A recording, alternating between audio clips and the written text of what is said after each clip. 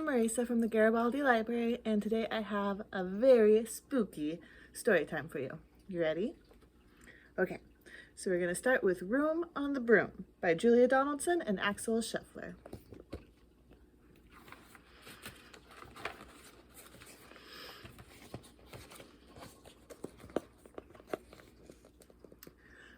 The witch had a cat and a hat that was black, and long ginger hair and a braid down her back. How the cat purred and how the witch grinned as they sat on her broomstick and flew through the wind. But how the witch wailed and how the cat spat when the wind blew so wildly it flew off the hat.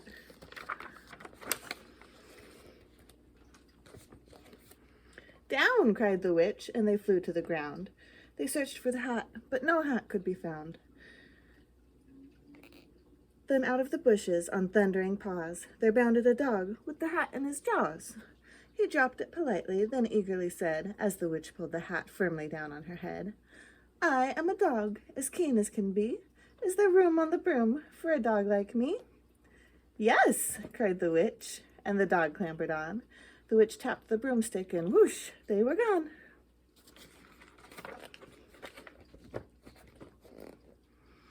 Over the fields and the forests they flew. The dog wagged its tail, and the stormy wind blew. The witch laughed out loud and held on to her hat, but away blew the bow from her braid, just like that.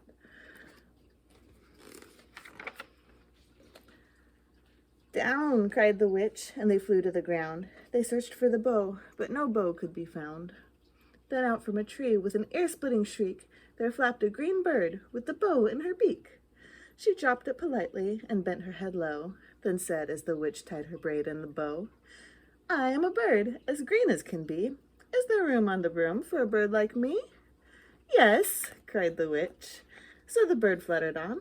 The witch tapped the broomstick, and whoosh, they were gone. Over the reeds and the rivers they flew. The bird shrieked with glee, and the stormy wind blew. They shot through the sky to the back of beyond. The witch clutched her bow, but let go of her wand. Down, cried the witch, and they flew to the ground. They searched for the wand, but no wand could be found. Uh-oh, skipped a page. Then all of a sudden, from out of a pond, leaped a dripping wet frog with a dripping wet wand. He dropped it politely, then said with a croak, as the witch dried the wand on a fold of her cloak, "I am a frog, as clean as can be. Is there room on the broom for a frog like me?" "Yes," said the witch. So the frog bounded on. The witch tapped the broomstick, and whoosh, they were gone.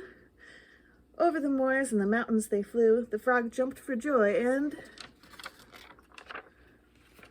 the broom snapped in two. Down fell the cat and the dog and the frog. Down they went tumbling into a bog. The witch's half broomstick flew into a cloud, and the witch heard a roar that was scary and loud.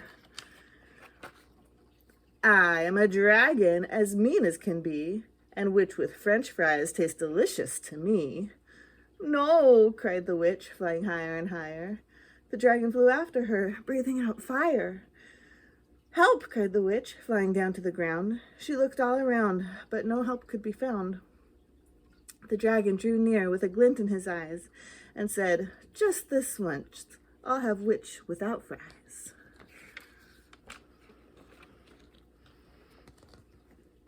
But just as he planned to begin on his feast, from out of a ditch rose a horrible beast. It was tall, dark, and sticky, and feathered and furred. It had 4 frightful heads. It had wings like a bird. And its terrible voice, when it started to speak, was a yowl and a growl and a croak and a shriek. It dripped and it squelched as it strode from the ditch, and it said to the dragon, "Buzz off, that's my witch." The dragon drew back, and he started to shake. "I'm sorry," he spluttered. "I made a mistake. It's nice to have met you, but now I must fly." And he spread out his wings and was off through the sky. Then down flew the bird, and down jumped the frog. Down climbed the cat, and phew, said the dog. "And thank you, oh thank you," the grateful witch cried. "Without you I'd be on that dragon's inside." Then she filled up her cauldron and said with a grin, "Find something, everyone, throw something in." So the frog found a lily, the cat found a cone, the bird found a twig, and the dog found a bone. They all threw them in, and the witch stirred them well. And while she was stirring, she muttered a spell. Iggity ziggity, zaggity zoom. Then out rose a truly magnificent broom, with seats for the witch and the cat and the dog, a nest for the bird, and a pool for the frog. "Yes!" cried the witch, and they all clambered on. The witch tapped the broomstick, and whoosh, they were gone. That's the end of that one. Not too spooky. So now we're going to do a little rhyme about some little pumpkins. And you can rhyme along if you know it. 5 little pumpkins sitting on a gate. The first one said, "Oh my, it's getting late." The second one said, "There are witches in the air," just like the story. The third one said, "But we don't care." The fourth one said, "Let's run and run and run." The fifth one said, "Let's have some fun." Then, whoosh, came the wind, and up went the light, and the 5 little pumpkins rolled out of sight. Okay, one more story, the spookiest one of all. This one is called The Scariest Book Ever by Bob Shea. Starts with a ghost. Here he comes up the stairs. He's looking out the window at a very, very spooky forest.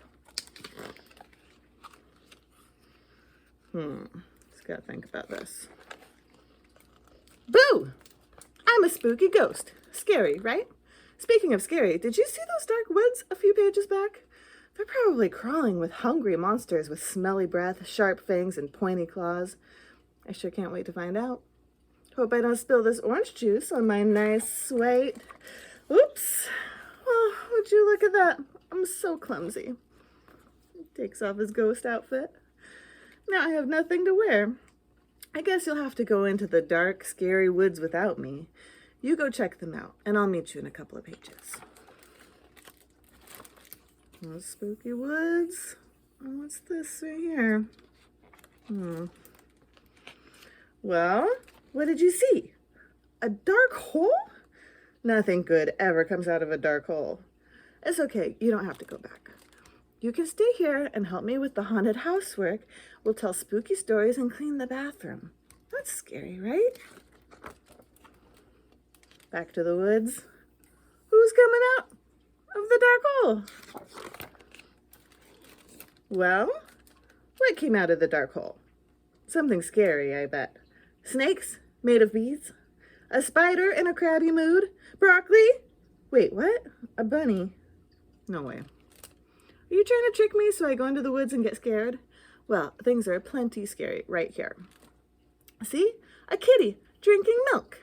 Maybe it's the kind of kitty that doesn't like hugs. That's scary. Hey, wait, where are you going? Back to the woods. Looks like they're planning something. This little bunny.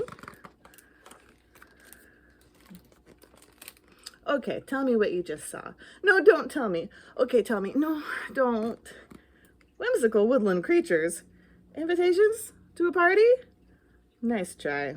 What's next? Pumpkin picking in a pumpkin patch?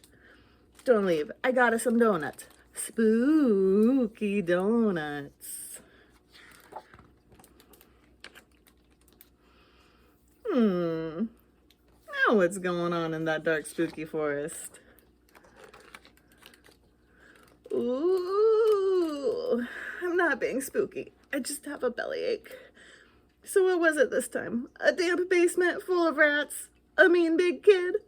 The word moist? Pumpkin picking? The thing I said a couple of pages ago? That's the best you could do? Give me a break. You think I died yesterday? I'm not falling for that. I'm staying right here. Now see what you did? You scared the cat with your crazy stories. Look at her. She's terrified. Can't you just stay here on this page? You know, to comfort the cat. What? Oh, what are they doing now? It looks like they're dressing up.